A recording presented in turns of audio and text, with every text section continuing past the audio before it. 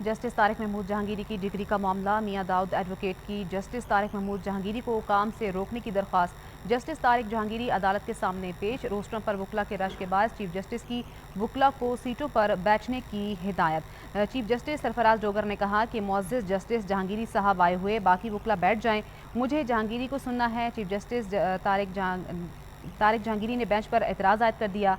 Chief justice ने कहा, इंसाफ आपको वैसे ही मिलेगा जैसे किसी और को मिलता है। जिस पर चीफ जस्टिस ने कहा कि आप डायरेक्ट इसमें नहीं थे। कराची यूनिवर्सिटी के रजिस्ट्रार को इस्लामाबाद हाई कोर्ट ने ज़ाती हैसियत में तलब कर लिया है। जबकि जस्टिस तारिक जहांगीरी ने कहा कि मुझे नोटिस सिर्फ मिला है, बाकी रिकॉर्ड नहीं मिला। साल पुराना केस है, मुझे रिकॉर्ड तो मिलना चाहिए। जस्टिस तारिक जहांगीरी ने चीफ जस्टिस सरफराज डोगर के बेंच पर बैठने पर एतराज़ आयद कर दिया। जस्टिस तारिक जहांगीरी ने कहा कि दुनिया की हिस्ट्री में कभी ऐसा नहीं हुआ, मुझे एतराज़ वाले केस में काम से रोक दिया गया है।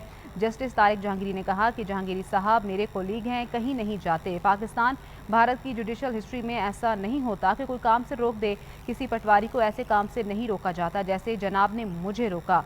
जस्टिस तारिक जहांगीरी ने कहा कि 34 साल पुराना केस है, इसमें 3 दिन का नोटिस दिया है। पाकिस्तान भारत की जुडिशल हिस्ट्री में कहीं पर ऐसा नहीं हुआ जैसे आपने किया। डिग्री के मामले में सिंध हाई कोर्ट ने मुअत्तल किया हुआ है।